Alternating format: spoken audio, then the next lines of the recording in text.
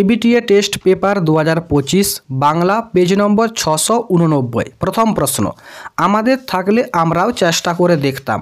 উক্তিটির বক্তা হলেন মেজো কাকু। সব্যসাচী মল্লিক পেশায় ছিলেন একজন ডাক্তার।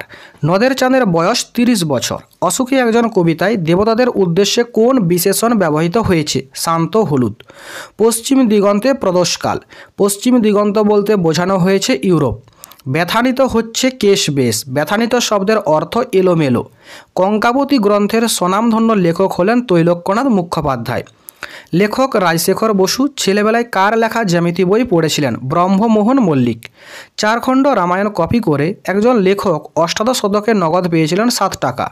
এটা কি কাণ্ড করলেন হরিদা? চিহ্নিত পদটি হলো সম্বোধন পদ। বাক্যের মধ্যে অসমাপিকা ও সমাপিকা ক্রিয়া যদি ভিন্ন হয় তাহলে অসমাপিকা ক্রিয়ার কর্তাকে বলা হয় নিরপেক্ষ কর্তা। মন্বন্তর পদটি কোন সমাসের দৃষ্টান্ত? নিত্য সমাস। অলপ সমাসের প্রধান বৈশিষ্ট্য হলো পূর্বপদে বা কখনো কখনো উভয় পদে বিভক্তির লোপ পায় না।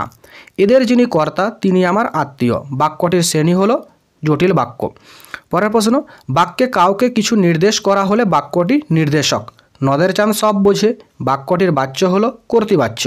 বইটি দিয়ে দাও। বাক্যটি ভাববাচ্যে রূপান্তর হলো বইটি দেওয়া হোক। ভারী আমোদ বোধ হইতে লাগিল। আমোদ বোধের কারণটি লেখো। নদের চাঁদ দেখেছিল নদীর স্রোতে ব্রিজের ধারক স্তম্ভগুলিতে বাধা পেয়ে ফেনিল আবর্ত রচনা করছে এবং জল অনেক উঁচুতে উঠে আসছে। ইচ্ছে করলেই জলকে স্পর্শ করা যায়। এই অনুভূতির কারণে নদের চাঁদের ভারী আমোদ বোধ হয়েছিল। ওরা ভয়ে কাঠ হয়ে গেল। তারা এত ভয় পেয়েছিল কেন? অনেক কষ্ট করে ইসাবের বাবা নতুন জামা কিনে দিয়েছিল ইসাবকে, আর সেই জামা প্রথম দিনেই কালিয়ার সঙ্গে কুস্তি লড়তে গিয়ে ইসাবের নতুন জামার পকেট ছিঁড়ে গিয়েছিল। জামা ছেঁড়ার জন্য বাড়িতে বকুনি বা খুব মারবেন সেই ভয়ে ওরা কাঠ হয়ে গিয়েছিল। তপনের লেখা প্রথম গল্পের বিষয় কী ছিল? তপনের গল্পের বিষয়বস্তু ছিল তার স্কুলে ভর্তি হওয়ার দিনের অভিজ্ঞতা আর অনুভূতি। আমার অপরাধ হয়েছে। বক্তার কী অপরাধ হয়েছিল?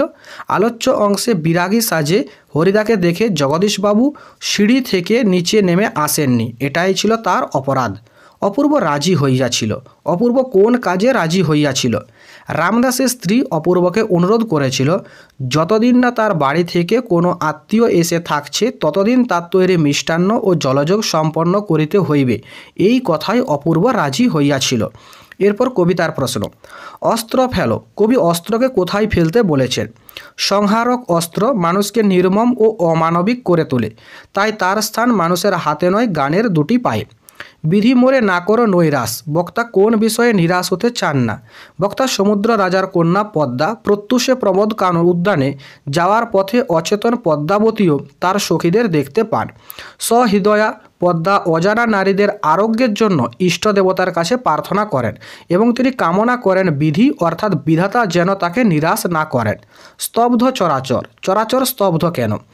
প্রলয়ঙ্কর শিবের অট্টরোলের হট্টগোলে চরাচর অর্থাৎ সমগ্র বিশ্ব স্তব্ধ। ধ্বংসের দেবতা প্রলয়ঙ্কর শিবের অট্টহাসির ভয়ঙ্কর শব্দে বিশ্ব চরাচর স্তব্ধ। এইটাও লিখতে পারো তোমরা। নেক্সট প্রশ্ন, আমাদের পথ নেই আর। কবির এরূপ মন্তব্যের কারণ কি? বিপন্ন মানুষের চতুর্দিকে রয়েছে মৃত্যুর ফাঁদ আর প্রতিবন্ধকতা। এই প্রতিকূল অবস্থাকে বোঝাতে কবি একথা বলেছেন। নেক্সট, কে বধিল কবে প্রিয়ানুজে। প্রিয়ানুজ বলতে কার কথা বলা হয়েছে? প্রিয়ানুজ বলতে রাবণ ও চিত্রাঙ্গদার পুত্র বীরবাহু, যিনি ইন্দ্রজিতের প্রিয় ভ্রাতা। পরের প্রশ্ন, প্রবন্ধের প্রশ্ন। তারও ছিল ফাউন্টেন পেনের নেশা। এখানে কার নেশার কথা বলা হয়েছে? শরৎচন্দ্র চট্টোপাধ্যায়ের। ক্যালিগ্রাফিস্ট বলতে কাদের বোঝায়? যারা লেখায় পারদর্শী বা ওস্তাদ কলম্বায় তাদের লিপিকুশলী বা ক্যালিগ্রাফিস্ট বলা হয়। দরকার মতন বাংলা শব্দ পাওয়া না গেলেও বৈজ্ঞানিক রচনা চালানোর জন্য লেখক যে পরামর্শ দিয়েছেন তা লেখো। ইংরেজির পারিভাষিক শব্দগুলিকে বাংলা বানানো চালানোর কথা বলেছেন।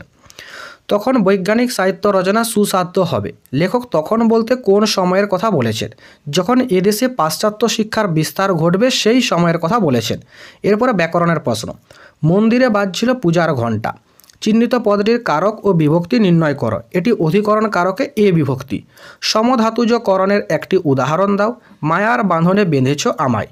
ওটা কি একটা বহুরূপী? চিহ্নিত পদটির ব্যাসবাক্য সহ সমাসের নাম লেখো। বহুরূপী, বহুরূপ যার, সাধারণ বহুব্রী সমাস। পরের প্রশ্ন, মেঘবাহন যার ব্যাস বাক্যটির সমাসবদ্ধ করে তার শ্রেণী নির্ণয় করো। মেঘবাহন যার সমান মেঘবাহন সাধারণ কর্মধারায় সমাস।